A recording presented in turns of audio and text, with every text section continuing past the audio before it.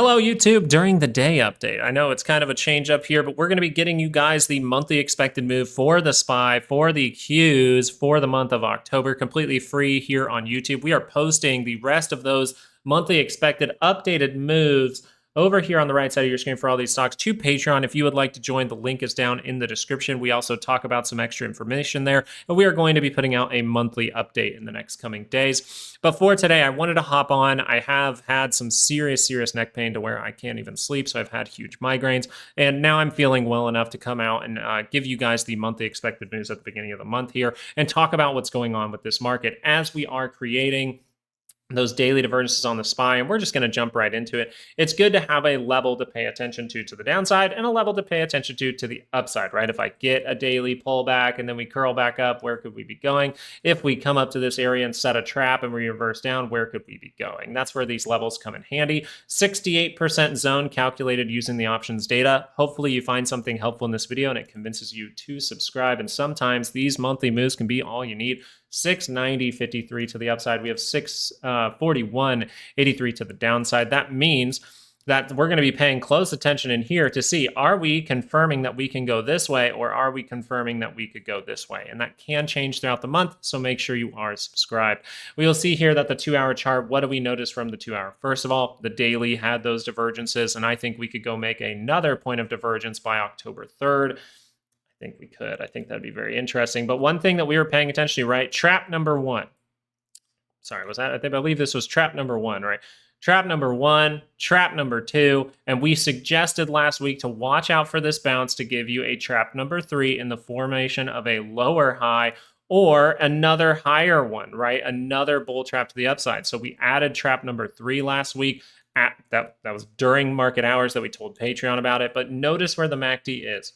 It's really close to that center line. So if the 2-hour crosses down, test this low, go make a new one.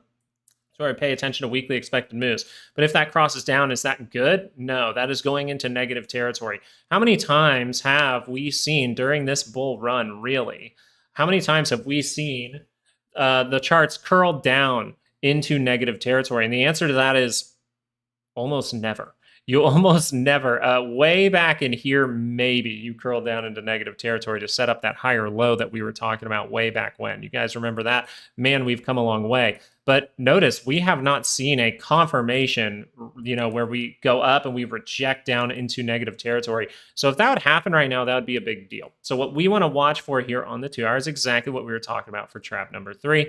And we have monthly expected moves to pay attention to lower downside. If the 2 hour is able to cross down, that would be a bad thing. It would say we are going to test this low, maybe even go make a new one. That would be the higher probability thing.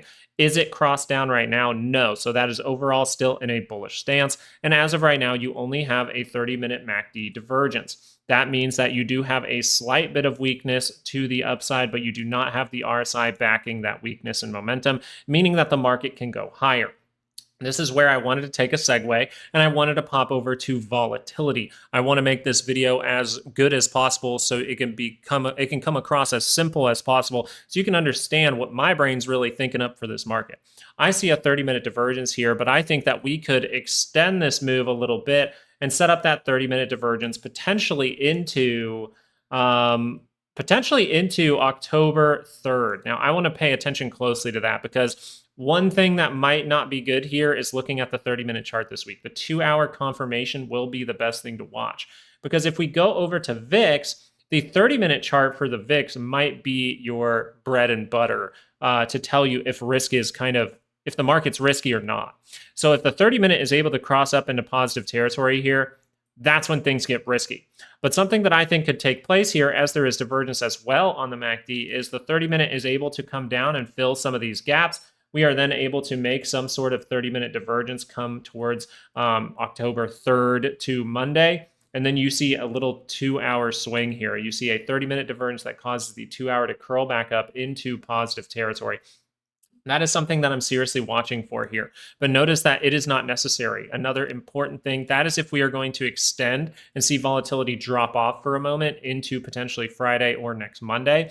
but that doesn't have to happen, right? What's the first thing that I said was very important to watch for? The 2-hour confirmation here. If you see a 2-hour confirmation to the downside, it means that markets are very risky, right? So why would markets be very risky? Well, let's pop back over to volatility. I know we're bouncing back and forth, but if we pop back over to volatility and we just extend out the time frame, is volatility making these new lows ever since what's the low? What's the lowest we got here? This was August 28th. So all of September, we did not make a new low for volatility. But did the SPY go and make new highs? Of course it did. So this means that someone is hedging. Someone with more money than you and I is hedging in this area. Someone does not believe that calls for the next month is the play.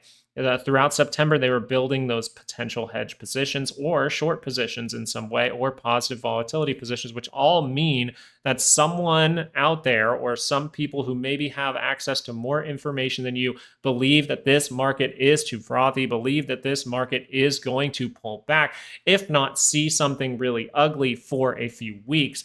Maybe in the form of a bear market-like behavior market, okay? And we've had plenty of those on this channel, so we will do very, very well during those times. Why does this matter? Why does this tell us this? Well, the divergence is on the MACD. The divergence is on the RSI. The RSI is now above the center. The MACD is now above the center. This means what? You have your potential for the weekly to curl up this week. This is why I'm suggesting that this could be the last trap number 3, right? So what were the traps that we were looking for throughout the last couple of weeks? We were looking for trap number 1. This is trap number 1 that we told you that was trap number 1 over on Patreon. Then we came down, we made trap number 2, and we said, hey, there's been an update. We paid attention to the signals in here. We paid attention to volatility, and it looks like we're going to get a bounce here. If we bounce, then we would get trap number 3 to potentially either have a new high trap or a lower high trap, right? Either way, this is going to potentially be trap number 3. And so you really have to watch this carefully. Now, I know it's been a little bit and we need to get over to the Qs to get you those monthly expected moves. So we're going to give you those monthly expected moves, but I thank you for listening today. And I hope that this was overall helpful. 630.34 to the upside for the QQQs, 68% zone, right? That is the top side monthly expected move. The downside expected move is 570.40 to the downside. Notice once again, where is the MACD? It is in a vulnerable spot, right? It is saying lower high potential. We can take out this low, go make a new one. We'll pay attention to signals down here, right? We are flip-floppers. We always say, I say that all the time on this channel. It is perfectly fine to be a flip-flopper as a trader, but not as a politician. You can't be a flip-flopper really as a politician. People will hate you for it. But if you want to be a flip-flopper as a trader, well, then you're probably going to be the one to make money. That's how I like to put it. So if the 2-hour crosses down here, risk that we are seeing something bad right now. You can see the daily time frame is starting to confirm what? Another point of divergence. But what did we overall suggest here? Well, we did violate that divergence pretty heavily on the RSI, so we might still need to go make that little divergence point to the upside. So this tells us, and if you didn't get daily expected moves today, they are in red here on your screen. This tells us that let's pay attention in case we do see a little extension into, say, maybe early next week, right? We see this extend up. We then see that come back down with a 2-hour divergence. But if the Qs want to make a lower high, we're perfectly fine with that. Qs are known to make lower highs while the SPY goes and makes divergence. So we'll be paying attention very carefully. What does this mean for the market? This means that the market is overall in a place where we are very likely to turn down. How do we know this? Well, volatility is behaving exactly like it would want to behave as it creates a very funky but very serious top. Right before the weekly chart, let's show that off, is able to curl up and make a lower high. I still don't think this will be your major stock market 50% crash. I think that this could be a 10 to 14% correction in my opinion. And that's all I'm really looking for out of this. But that can cause volatility for weeks and there can be great trades in there. So what is the market saying right now? VIX is telling us, hey, we're really looking like we're topping out here. We're about to see weeks worth of volatility. The SPY is doing what? Hey, it's showing, hey, we might squeeze to the upside for one more push for trap number 3, but we could have trap number 3 set right now and we could get a weekly pullback for a correction of about 10 to 14% in my opinion. Are the Qs suggesting the same thing?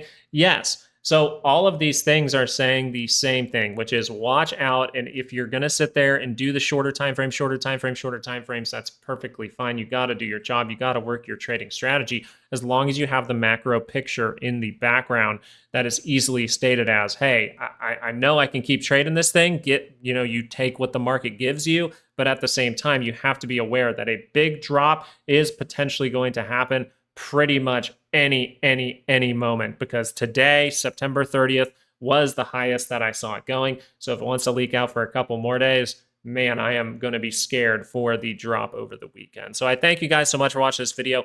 Once again, I'm just trying to put out there the bullish and bearish things, the things that I see from what I'm getting from the market as of right now, giving my perspective. So I thank you so much for taking it in, and I hope that you are able to find something helpful in this video, even if it's just monthly expected moves. Thank you guys so much. Patreon is there if you want the rest of the monthly expected moves for the stocks that we cover on the right side of your screen. But other than that, I just hope you guys have a great day, and we might have another update for you tonight on YouTube. So, all right, guys, peace out.